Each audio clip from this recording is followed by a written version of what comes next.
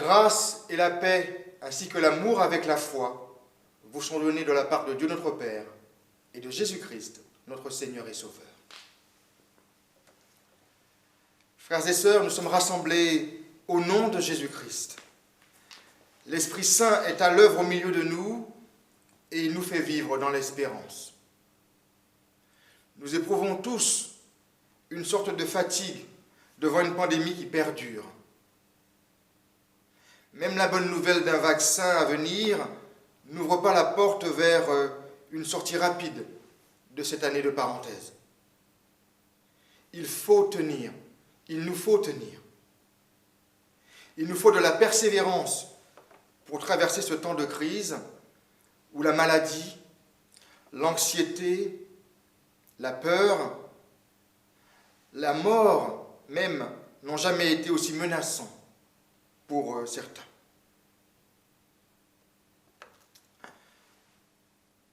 Remettons-nous en Dieu, car en lui, nous avons la grâce et la paix. Il est avec nous, il ne nous abandonne pas, il ne nous délaisse pas. Plaçons, frères et sœurs, toute notre confiance en lui.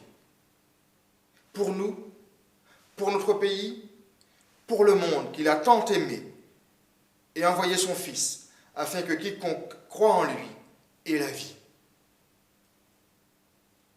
Louons Dieu notre Sauveur en lui chantant notre louange.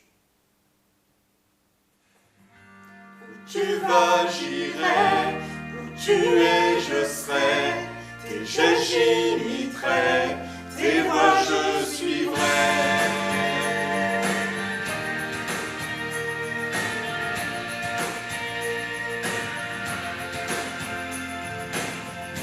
Ton chemin est bon, ton chemin est sûr.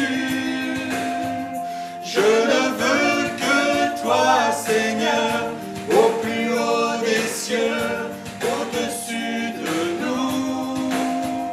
Je n'ai foi qu'en toi, Seigneur, oui, qu'en toi, Seigneur.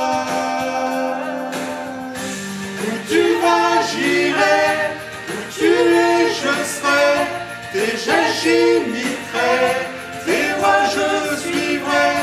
Qui tu aimes, j'aimerai, ce que tu fais, je ferai, ma vie je perdrai, pour te suivre partout, pour te suivre partout.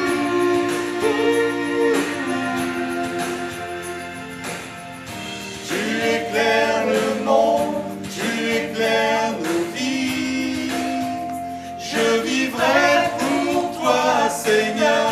Je ne cherche que toi, je ne vois que toi. Je sais que tu es là, Seigneur, oui, tu es là, Seigneur.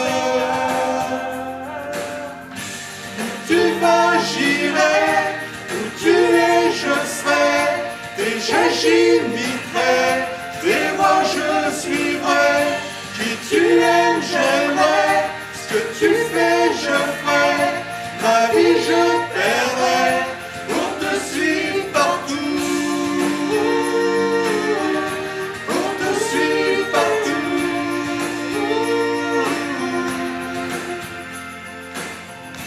Avec toi il y a la vie éternelle, avec toi il y a la liberté de nos âmes, avec toi il y a le bonheur sans fin.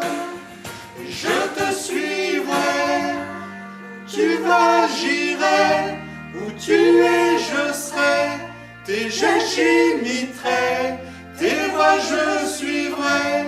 Qui tu es, j'aimerai, ce que tu fais, je ferai, ma vie je perdrai, pour te suivre partout. Où tu vas, j'irai, où tu es, je serai, tes gestes j'imiterai, tes voies je suivrai. Qui tu aimes, j'aimerai, ce que tu fais, je ferai, ma vie je perdrai, pour te suivre partout.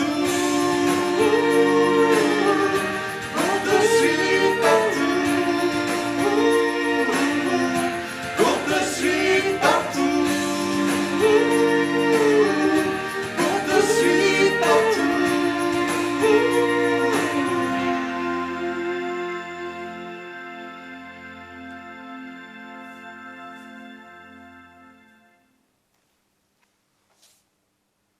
aujourd'hui, partageons la conviction que celui qui sème dans le Seigneur moissonnera aussi dans le Seigneur. Tenons ferme dans la foi et louons le Seigneur avec les psaumes. Prions. Quand le Seigneur a rétabli Sion, nous pensions rêver. Nous ne cessions de rire et de lancer des cris de joie. Chez les autres peuples, on disait « Le Seigneur a fait de grandes choses pour eux ». Oui, le Seigneur a fait de grandes choses pour nous, et nous étions tout heureux. Seigneur, rétablis notre situation, comme tu ranimes les ruisseaux asséchés. Celui qui a semé dans les larmes moissonne dans la joie. Il part dans les pleurs en portant le sac de semences. Il revient dans la joie en portant les gerbes de blé.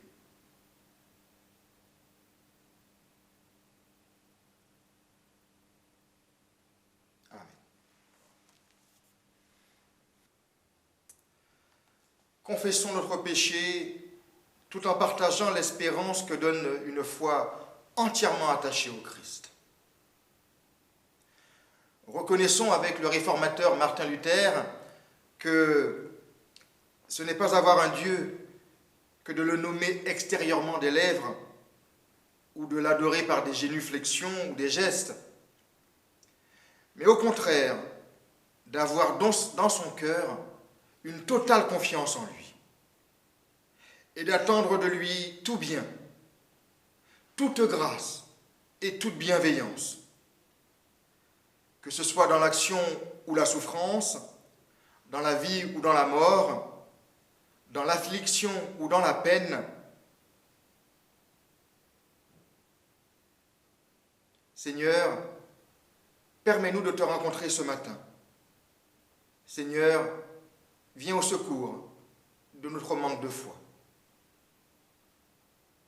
Amen. Recevez l'absolution de la part de Dieu. Ce n'est pas parce que nous avons de la valeur que Dieu nous aime. C'est parce qu'il nous aime que nous avons de la valeur.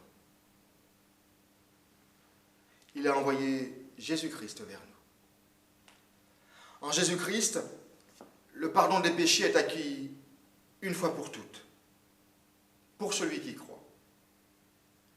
Mais ta foi dans le Seigneur Jésus, et tu seras sauvé, toi et toute ta maison. Accueillons le pardon de Dieu de tout notre cœur et chantons-lui notre reconnaissance.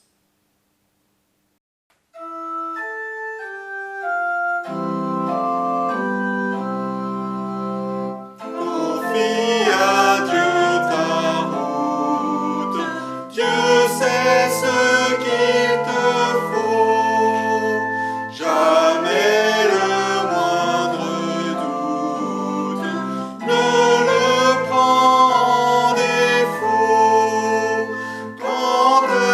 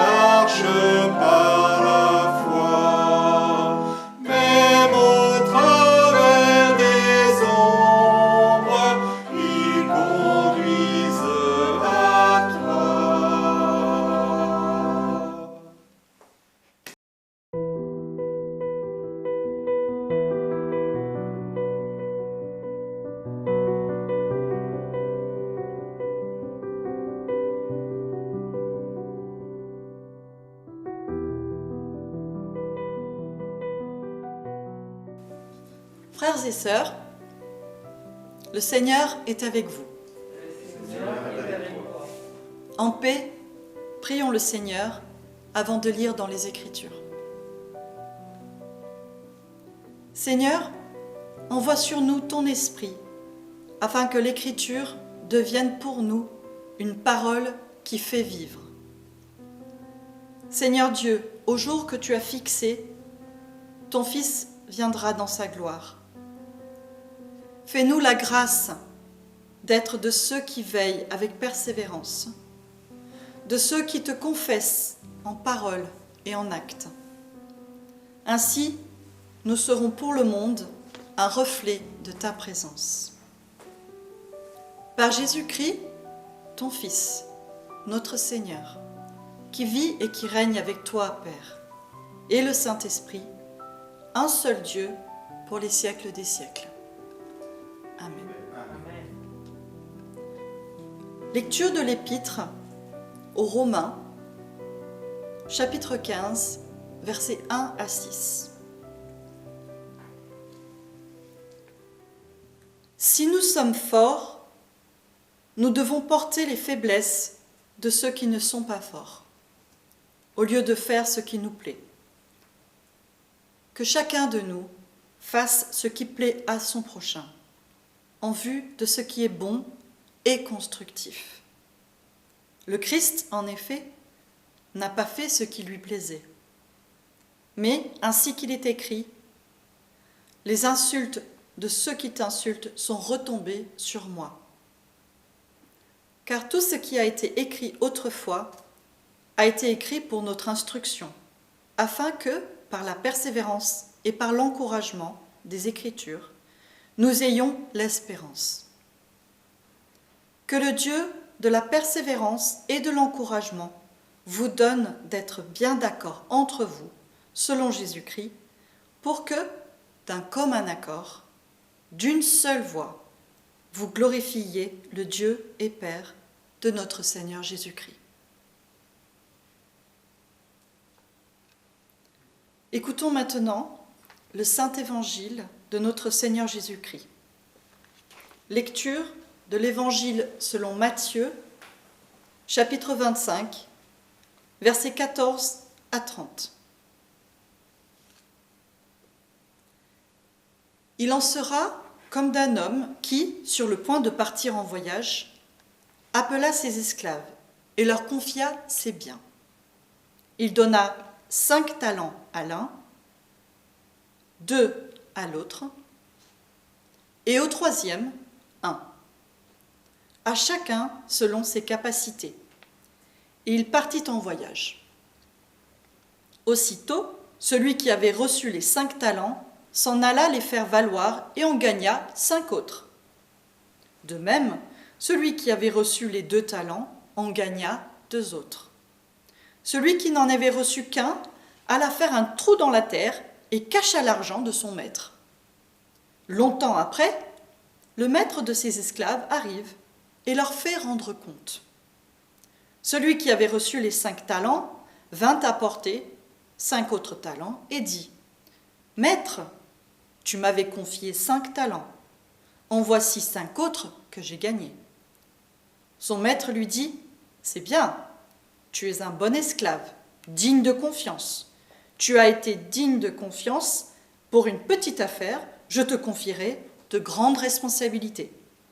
Entre dans la joie de ton maître. » Celui qui avait reçu les 2 talents vint aussi et dit : « Maître, tu m'avais confié 2 talents. En voici 2 autres que j'ai gagnés. » Son maître lui dit : « C'est bien. Tu es un bon esclave, digne de confiance. Tu as été digne de confiance pour une petite affaire. Je te confierai de grandes responsabilités. Entre dans la joie de ton maître. » Celui qui n'avait reçu qu'un talent vint ensuite et dit : « Maître, je savais que tu es un homme dur. Tu moissonnes où tu n'as pas semé, et tu récoltes où tu n'as pas répandu. J'ai eu peur, et je suis allé cacher ton talent dans la terre. Le voici. Prends ce qui est à toi. » Son maître lui répondit : « Esclave mauvais et paresseux. Tu savais que je moissonne où je n'ai pas semé et que je récolte où je n'ai pas répandu. Alors tu aurais dû placer mon argent chez les banquiers, et à mon arrivée, j'aurais récupéré ce qui est à moi avec un intérêt. Enlevez-lui donc le talent et donnez-le à celui qui a les 10 talents. Car on donnera à celui qui a, et il sera dans l'abondance. Mais à celui qui n'a pas, on enlèvera même ce qu'il a. Et l'esclave inutile, chassez-le dans les ténèbres du dehors, c'est là qu'il y aura des pleurs et des grincements de dents. Seigneur, sanctifie-nous par la vérité. Ta parole est la vérité. Amen. Frères et sœurs, je vous invite à méditer le texte de l'épître de Paul aux Romains. Dans ce texte que Léa nous a lu, et déjà dans le chapitre précédent de sa lettre, l'apôtre Paul constate des divisions dans l'Église et encourage à les dépasser. Dans ce but, il enseigne l'attitude à avoir dans la communauté et émet une règle générale à suivre. S'accueillir mutuellement comme le Christ nous a accueillis chacun individuellement. Le Christ n'a pas regardé à nos forces et à nos faiblesses, il nous a accueillis tels que nous sommes. Nous étions pécheurs. Quel que soit notre avancement dans la foi, nous devons accueillir l'autre comme le ferait le Christ lui-même. Sommes-nous forts? Nous le sommes parce que nous sommes unis au Christ.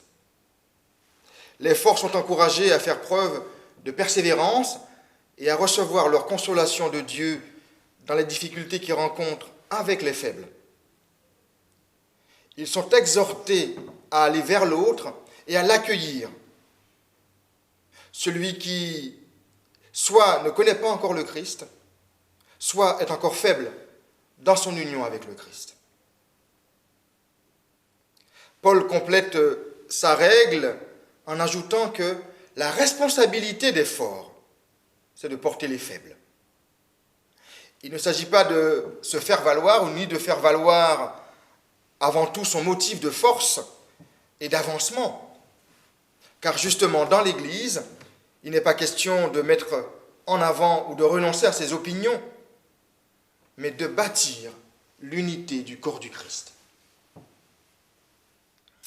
Toute la communauté doit être édifiée dans la foi pour, à la fin, être comblée de la joie, de la réalisation des promesses de Dieu, pour tous les hommes. Mais ce n'est pas gagné d'avance. Pour cela, il faut posséder l'espérance que Dieu donne, pour vivre dans la communauté de cette espérance que Dieu donne. Il semble qu'il faut aller jusqu'au bout de l'espérance, sans se décourager. L'apôtre recommande alors d'être persévérant ensemble. Comment porter les faiblesses les uns des autres? Il me semble qu'il s'agit d'avoir une attitude positive, d'attente, une attente persévérante de la délivrance prochaine du fardeau qui pèse sur le dos de ton frère, sur le dos de ta sœur.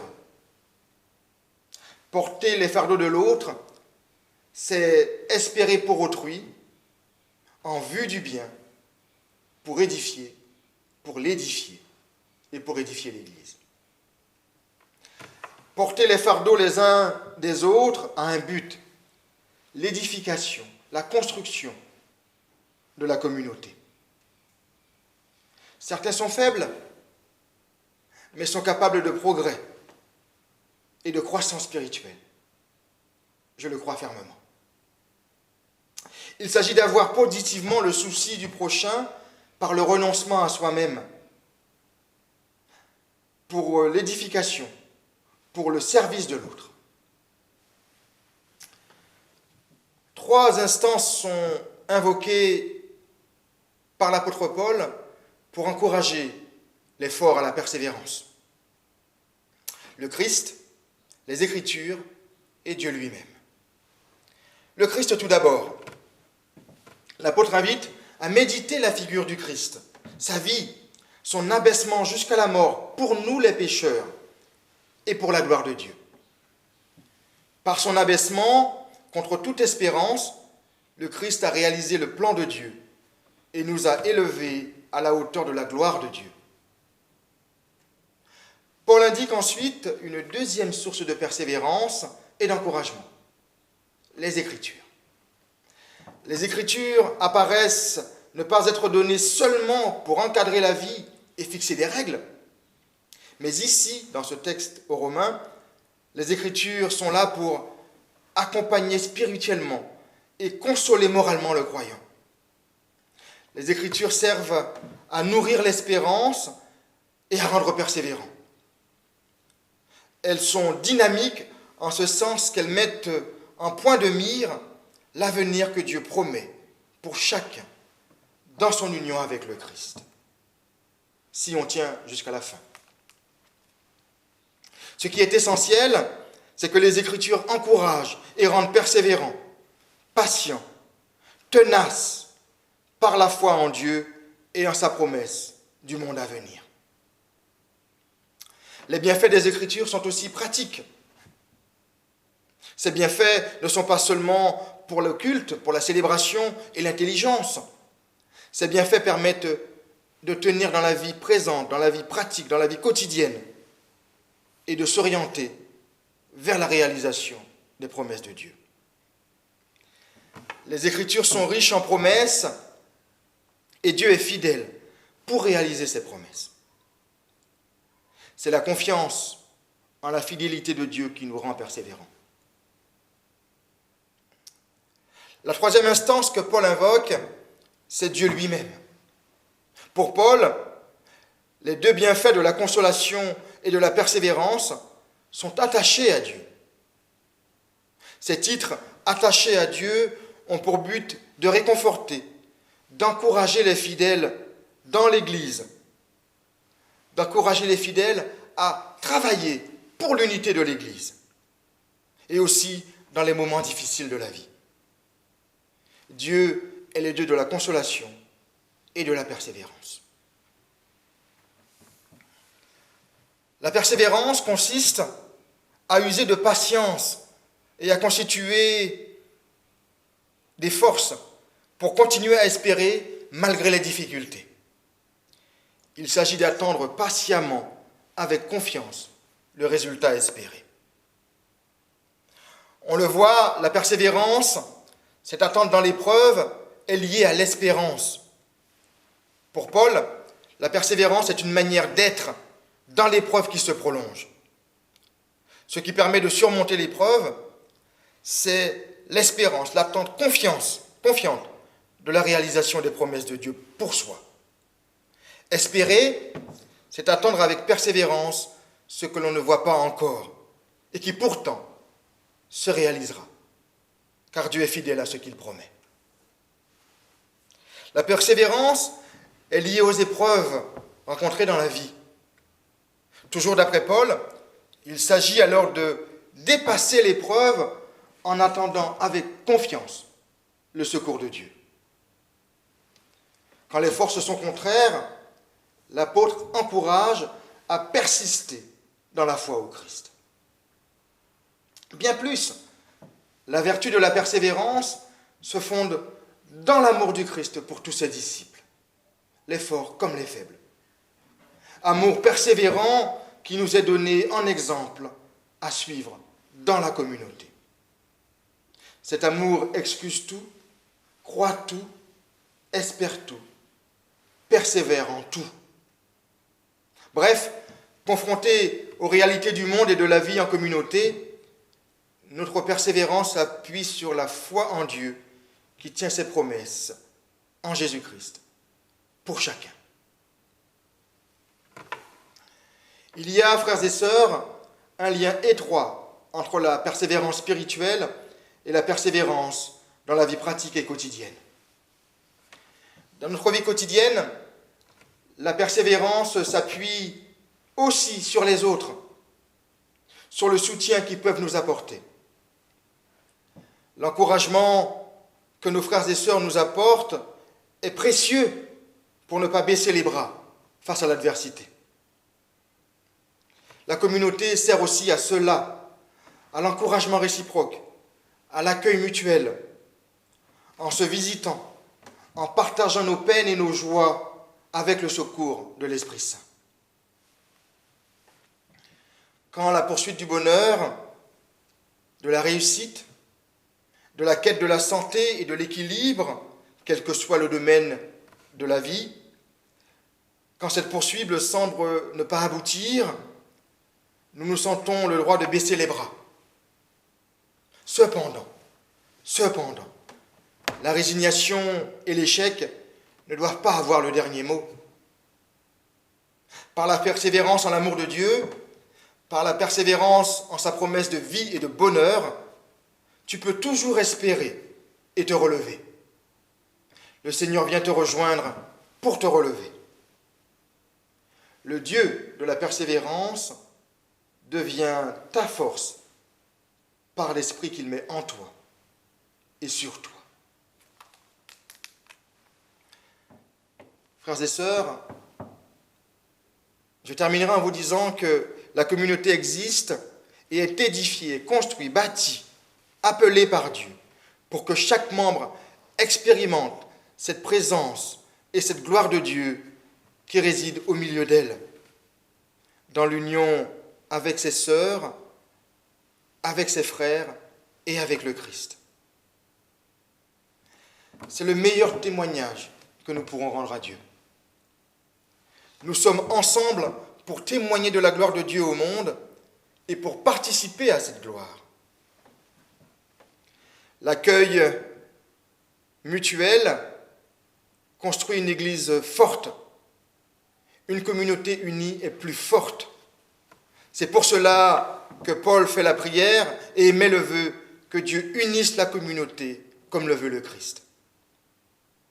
Et c'est en même temps un appel à chacun de nous de contribuer à l'unité de l'Église. L'accueil mutuel comme le Christ le veut nous a individuellement accueillis est fondamental pour l'édification de l'Église. Une Église unie rend gloire à Dieu. Rendre gloire à Dieu n'est pas seulement cultuel ou liturgique. C'est toute la vie communautaire, toute la vie interpersonnelle et personnelle qui doit rendre gloire à Dieu dans l'union de chacun avec Jésus-Christ. Amen.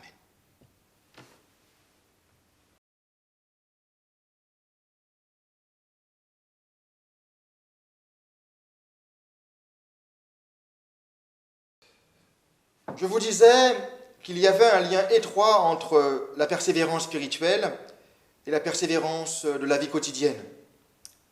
Bien, je vous invite à écouter ce témoignage qui nous le confirme. C'est une sœur, une jeune femme qui nous écrit, elle n'a pas souhaité que je dise son nom, elle nous dit « Dieu pourvoit et il définit ses plans pour chacun de nous. Ces plans progressent pas à pas, se rapprochent d'une finalité qui nous échappe totalement. Il y a 9 mois de cela, je quittais mon travail, un travail qui était devenu une souffrance pour diverses raisons. J'avais aussi des projets plein la tête. Et cette année, comme pour beaucoup, tout est tombé à l'eau. J'avais oublié pendant quelques instants que le chemin que le Très-Haut a tracé pour nous n'est pas un long fleuve tranquille, mais une vallée avec ses chemins tortueux, ses collines et ses plateaux. J'ai recommencé à chercher du travail en remettant mes projets à plus tard. Et face à la crise que nous sommes en train de traverser, il fallait s'armer de patience. Pendant ces mois, je suis passé par beaucoup de phases, la confiance, le doute, la remise en question. 2 éléments étaient indéfectibles, la prière et la recherche d'emploi. J'ai eu des entretiens, beaucoup avec des réponses négatives que je n'ai pas comprises. Et à chaque fois, je me suis dit, le Seigneur a prévu quelque chose de mieux pour toi.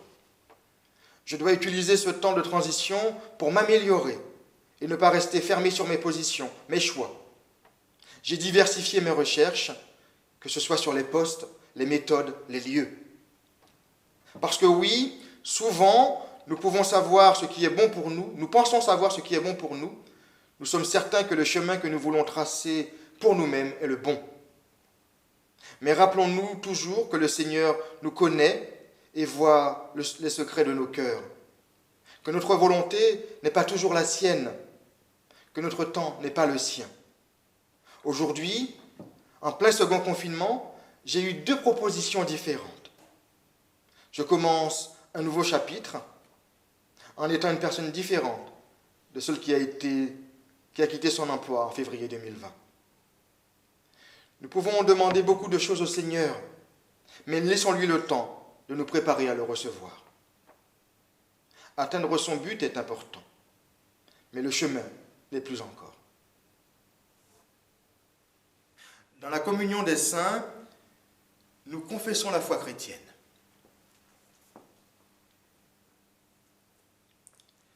Nous ne sommes pas seuls, nous vivons dans le monde qui appartient à Dieu.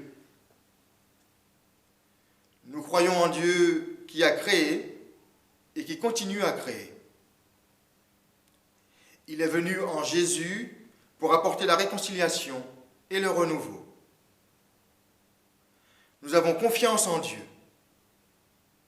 Il nous appelle à être son Église, à aimer et à servir autrui,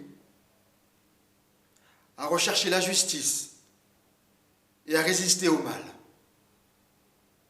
à proclamer Jésus crucifié et ressuscité, notre juge et notre espérance. Dans la vie, dans la mort, dans la vie après la mort, Dieu est avec nous. Nous ne sommes pas seuls. Grâce soit rendue à Dieu. Amen.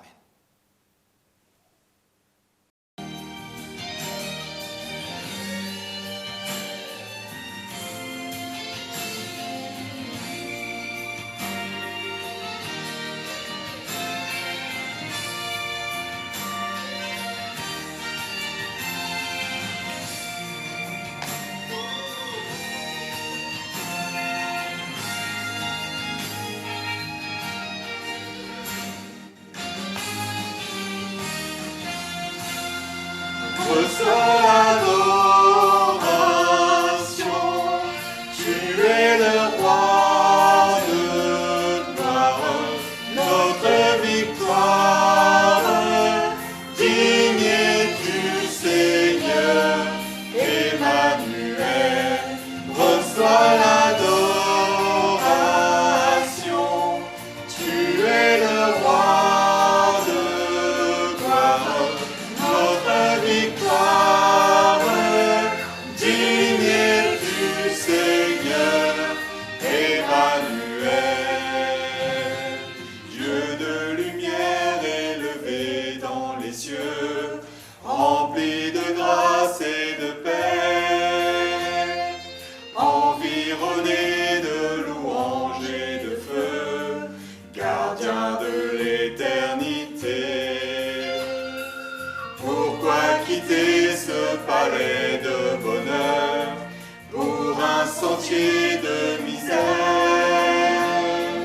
Par quel amour les chemins de ton cœur ont su trouver nos prières? Reçois l'adoration, tu es le roi de gloire, notre victoire, digne es-tu Seigneur, Emmanuel, reçois l'adoration, tu es le roi de gloire, notre victoire.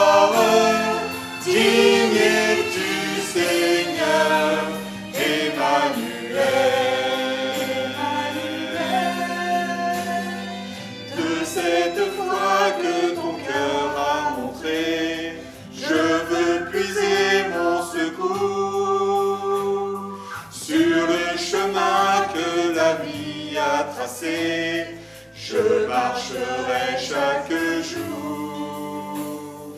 Garde mes yeux des attraits de ce monde, garde-moi près de la croix, en ce lieu saint où mon âme est féconde, d'humilité et de joie, reçois l'adoration, tu es le roi de gloire, notre victoire, digne es-tu Seigneur, Emmanuel, reçois l'adoration, tu es le roi de gloire, notre victoire, digne es-tu Seigneur, Emmanuel, Emmanuel,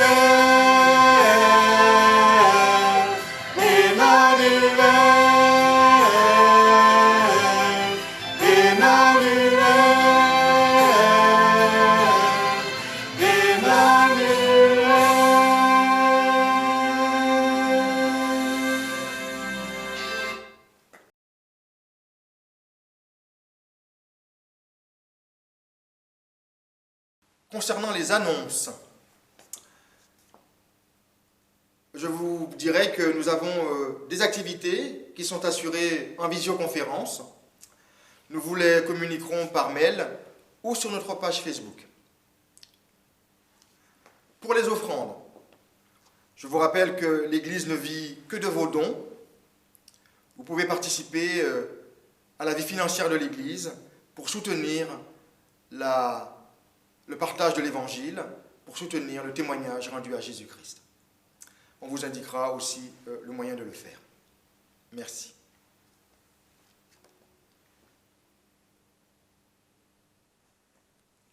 Prions les uns pour les autres. Dieu notre Père, tu nous rassembles dans la communion de ton Église et tu nous fais vivre par ton amour. Pour que ta paix règne au milieu de nous, pour que ton amour libère nos vies, pour que nous persévérions dans la foi, mets en nos cœurs le désir de ton royaume. Pour l'Église, que l'Esprit Saint la garde accueillante. Nous te prions pour les responsables des peuples, qu'ils aient la volonté de promouvoir la justice et la solidarité. Pour les malades, qu'ils rencontrent quelqu'un qui fasse route avec eux. Pour celles et ceux qui nous ont demandé de prier pour eux et qui prient pour nous. Seigneur, rends-nous persévérants dans la prière. Nous te prions pour notre pays, pour notre ville, afin que les chrétiens y soient témoins d'espérance et artisans d'unité. Dieu notre Père, tu nous offres ton amour, nous persévérons et résistons dans cette foi. Dans la foi au Dieu, Père, Fils et Saint-Esprit, un seul Dieu, béni pour les siècles des siècles. Ensemble,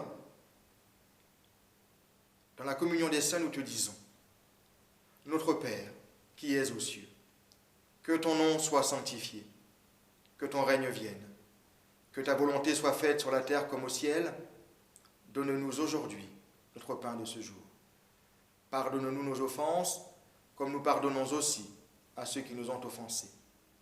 Et ne nous laisse pas entrer en tentation, mais délivre-nous du mal. Car c'est à toi qu'appartiennent le règne, la puissance et la gloire pour les siècles des siècles. Amen.